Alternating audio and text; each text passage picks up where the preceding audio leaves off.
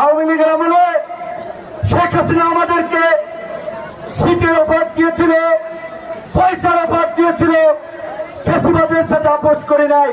কাজেই আজকে আমি এসেছি আমার নির্বাচনী এলাকা পটুয়াখালী থেকে, আমার এলাকার চেয়েও গুরুত্বপূর্ণ আপনাদের এই সমাবেশকে বিবেচনা করে। সুতরাং আমরা ২-৪টা সিটের জন্য কারো সাথে জোট করব না, এটা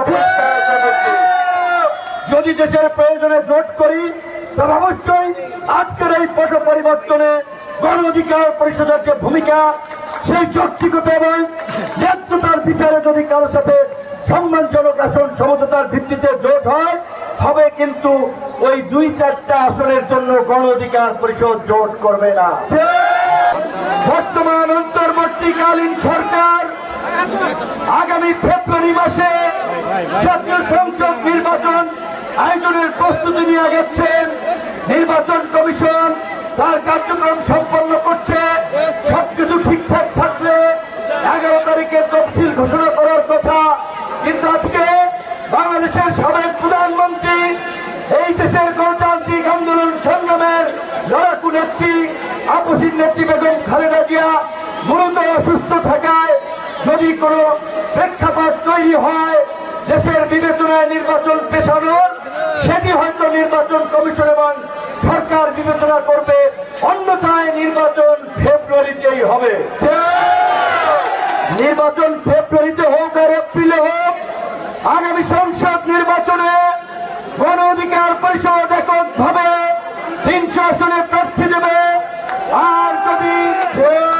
আর যদি দেশের প্রয়োজনে কোনো জোট করে, তবে আমাদের যেই সমস্ত জায়গায় এই রকমের জনসমর্থন আছে সেই সমস্ত আসনকে নিশ্চিত করে আমাদের জোট হবে। জোট হোক আর এককভাবে নির্বাচন করি। এই ব্রাহ্মণবাড়িয়ার নবীনগর ৫ আসন থেকে গণ অধিকারের ট্রাক মার্কায় নজরুল ইসলাম নজরুল ভাই নির্বাচন করবে। এই দেশের নাগরিকরা ঐতিহাসিক ভাবে রাষ্ট্র পরিচালনার যে অধিকার দীর্ঘ ১৬ বছর পরে ফিরে পেয়েছে, সেই অধিকার প্রতিষ্ঠা করার জন্য আমরা ছাত্র যুবক তরুণরা লড়াই করেছি, রক্ত দিয়েছি।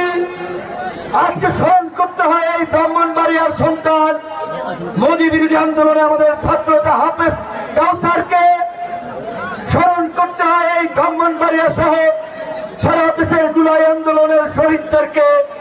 আপনারা দেখেছেন আওয়ামী লীগের গত ১৬ বছরের দুঃশাসনে এই দেশে ভিন্ন মত এবং বিরোধী মতের রাজনৈতিক নেতৃবৃন্দই নয়, এই ব্রাহ্মণবাড়িয়া আলেম ওলামার তীর্থভূমি, আলেম ওলামাদেরকে কিভাবে লাঞ্ছিত করা হয়েছে, কারাগারে রাখা হয়েছে, এই ফেসিবাদের নরক থেকে এদেশকে মুক্ত করেছে দেশের সাধারণ কৃষক, শ্রমিক, ছাত্র জনতা। তাই আগামীতে কারা ক্ষমতা আসবে, কারা এমপি হবে, জনপ্রতিনিধি হবে, সেটা নির্ধারণ করবে এই সাধারণ মানুষ, ছাত্র জনতা। আর এই সাধারণ মানুষ ছাত্র জনতার প্রতিনিধি হয়ে রাজপথ থেকে গড়ে ওঠা দল, আন্দোলন সংগ্রামের মাধ্যমে গড়ে ওঠা দল গণ অধিকার পরিষদের প্রার্থীরা নির্বাচন করবে।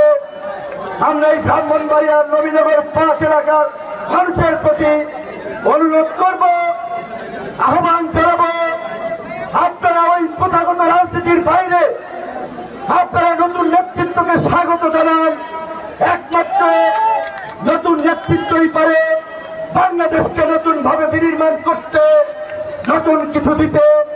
কাজে আপনাদের সাথে, আপনাদের সামনে যে ঐতিহাসিক সুযোগ এসেছে বাংলাদেশ বদলের, ব্রাহ্মণবাড়িয়া বদলের, এই দিন বদলের স্লোগানে আপনাদেরকে নতুন নেতৃত্বকেই বেছে নিতে হবে।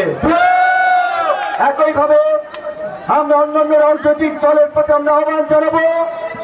আজকে আমরা দেখতে পাই কোন কোন রাজনৈতিক দলের নেতারা ওই পুরানো ফ্যাসিস্টদের মতোই হুমকি ধামকি আধিপত্য বিস্তারের একটা রাজনীতি দেশব্যাপী কায়েম করতে চায়।